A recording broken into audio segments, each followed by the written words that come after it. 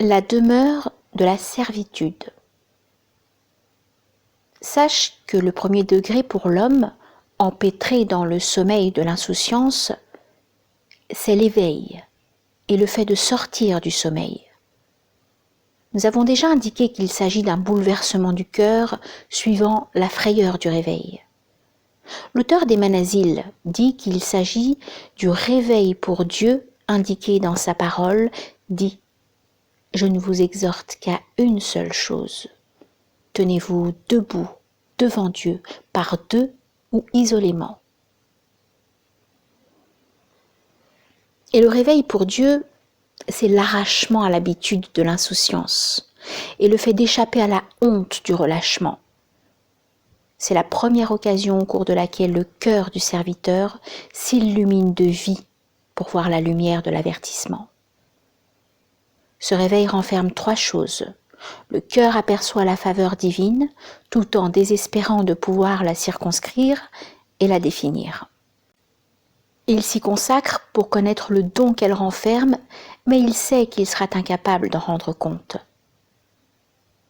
Ce que dit l'auteur implique le réveil et ce qui le suit. En effet, le fait que le serviteur se réveille de la honte de l'insouciance parce que son cœur a été illuminé en apercevant la lumière de l'avertissement implique pour lui de constater les bienfaits de Dieu antérieurs, intérieurs et extérieurs. Plus son cœur les fixe, plus il constate leur ampleur. Il désespère alors de pouvoir les mentionner exhaustivement et de les circonscrire. Le serviteur consacre donc son cœur à constater le don de Dieu en sa faveur. Il acquiert alors la certitude qu'il sera incapable d'en rendre compte par l'action de grâce et la reconnaissance. Donc ce constat des bienfaits et cette incapacité à en rendre compte impliquent deux formes sublimes de servitude. Aimer le bienfaiteur et s'employer à le mentionner et l'invoquer. Ensuite, l'auteur des Manasil ajoute « La deuxième chose, c'est le fait de constater le forfait, de se rendre compte de la menace qu'il représente, d'agir pour se rattraper, de se débarrasser de sa servitude et de rechercher la délivrance en se purifiant. »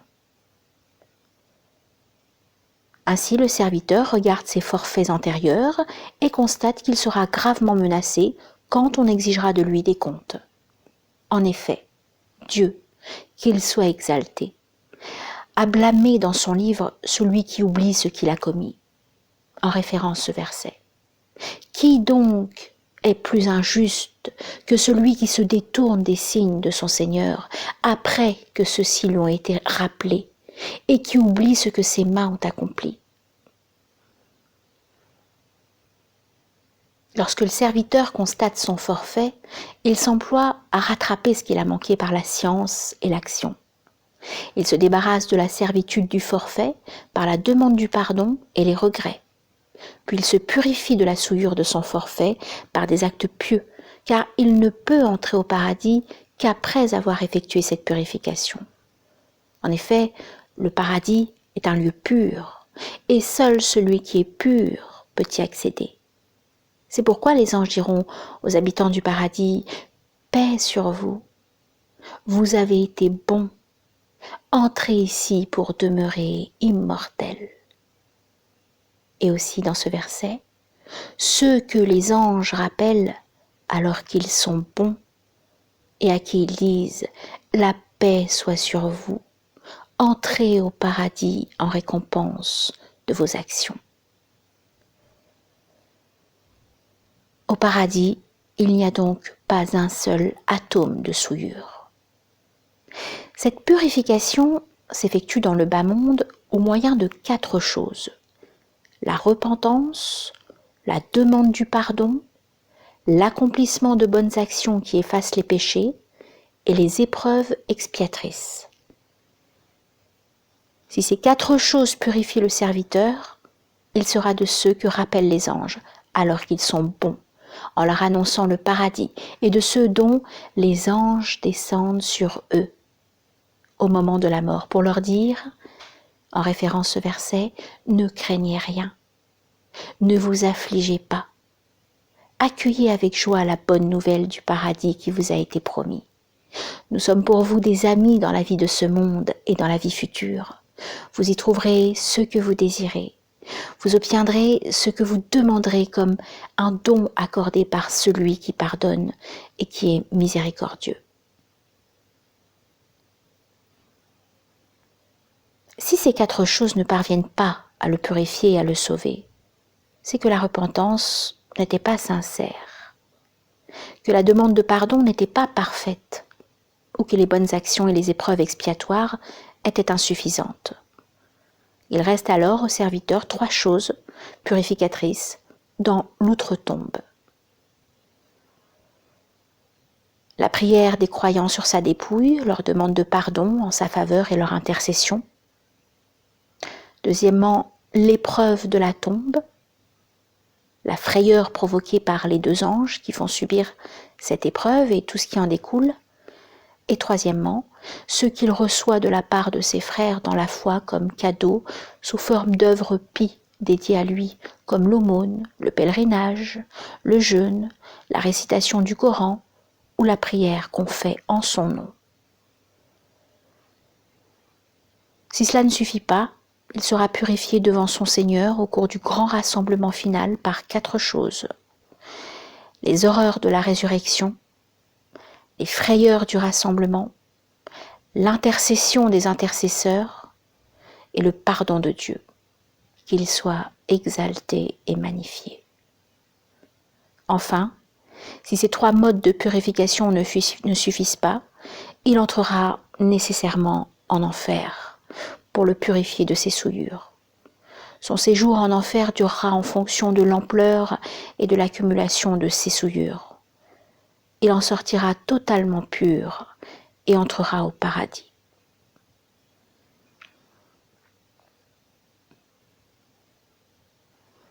L'auteur des Manazil ajoute: la 3e chose dans les degrés de l'éveil, c'est d'être attentif pour connaître les insuffisances et les excès au fil des jours, d'éviter les pertes et voir comment rattraper ce qui a été perdu, puis d'illuminer par la pitié les jours qui restent à vivre. C'est-à-dire qu'il faut reconnaître ses manquements et ses excès pour rattraper ce qui a été manqué au cours de ce qui reste de la vie, qui n'a pas de valeur en soi. L'auteur des Manazil dit: pour ce qui est de la connaissance des bienfaits divins, elle devient transparente grâce à 3 choses: la lumière de l'intellect, l'appréhension des éclairs de la grâce et l'enseignement tiré des épreuves d'autrui. Il veut dire que la réalité de la constatation des bienfaits devient transparente grâce à ces 3 choses, car c'est la lumière même qui a rendu l'éveil nécessaire. Le cœur a été illuminé afin d'être capable de voir et de constater les bienfaits divins. C'est dire que celui qui ne voit des bienfaits divins en sa faveur que ce qui se rapporte à sa nourriture, à son habillement, à la préservation de son corps et à sa considération par autrui, n'a nullement accès à cette lumière. Autrement dit, le bienfait de la soumission et de la foi, de l'attraction du serviteur pour qu'il se tourne vers Dieu et trouve du plaisir à le mentionner et à lui obéir, est le plus grand des bienfaits que l'on appréhende seulement par le biais de l'intellect et de la faveur de la réussite. Il en va de même de l'appréhension des éclairs de la grâce et de ce qu'on retire comme leçon des épreuves que traverse autrui. L'auteur des Manazil poursuit en disant: quant au fait de constater le forfait, il repose sur 3 choses: vénérer Dieu, connaître l'âme et reconnaître la menace divine. Il veut dire que celui qui reconnaît la grandeur de Dieu, qu'il soit exalté dans son cœur, trouve très grave la tentation de lui désobéir, parce que la désobéissance à celui qui est puissant n'est pas du même ordre que la désobéissance à celui qui lui est inférieur. De même, celui qui connaît la réalité de son âme et sa valeur, ainsi que son indigence envers son maître, à chaque instant et à chaque souffle, et sa grande dépendance envers lui, trouve que désobéir à celui dont il a impérieusement besoin à chaque instant est un crime. De même, lorsqu'il connaît le caractère vil de son âme devant la grandeur de celui à qui il désobéit, il trouve son forfait très grave et s'emploie à s'en débarrasser. D'ailleurs, l'effort qu'il entreprend pour cela sera fonction de sa reconnaissance de la menace pesant sur lui et de sa certitude à ce sujet. Finalement, tout dans la félicité tourne autour de la reconnaissance de la menace et de l'avertissement. Car si cette reconnaissance s'efface du cœur, il tombe en ruine sans beaucoup d'espoir pour le restaurer. Dieu qu'il soit exalté nous dit que les signes et les avertissements sont profitables pour celui qui reconnaît la menace divine et craint le châtiment de la vie future. En référence à ces versets, il y a vraiment là un signe pour celui qui craint le châtiment de la vie future. Et encore, tu n'es rien d'autre qu'un avertisseur pour celui qui la redoute. Et encore, avertis donc par le Coran celui qui redoute ma menace. Dieu qu'il soit exalté nous informe également que les sauvés en ce monde et dans la vie future sont ceux qui reconnaissent la menace divine et la redoutent. En référence ce verset. Et vous établir ensuite sur la terre. Voilà pour celui qui redoute ma présence, pour celui qui redoute ma menace. L'auteur des Manazil poursuit.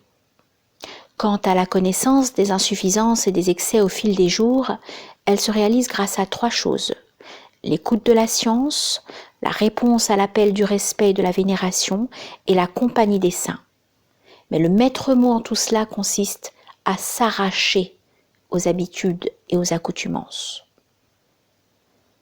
Cela signifie la connaissance des insuffisances et des excès que l'aspirant possède sur son état spirituel, et sa foi dépendra de ce qu'il sait des degrés des œuvres et des acquis précieux.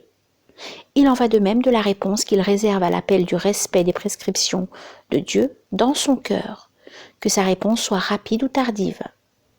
C'est en fonction de cette réponse à l'appel que seront évaluées ses insuffisances ou ses excès. De même, la fréquentation des hommes doués de grandes résolutions qui désirent sérieusement rejoindre le plérôme céleste lui permet de comprendre ses insuffisances ou ses excès en la matière. Ensuite, lorsque l'éveil du serviteur se raffermit et se consolide, il implique la pensée, consistant pour le cœur à tendre vers ce qui est recherché pour l'obtenir. L'auteur des Manazil la place après le discernement et dit qu'elle est de 3 sortes. Une pensée sur l'essence du tawhid, une pensée sur les merveilles de la création et une pensée sur le sens des œuvres et des états spirituels. Je dis pour ma part que la pensée est de 2 sortes.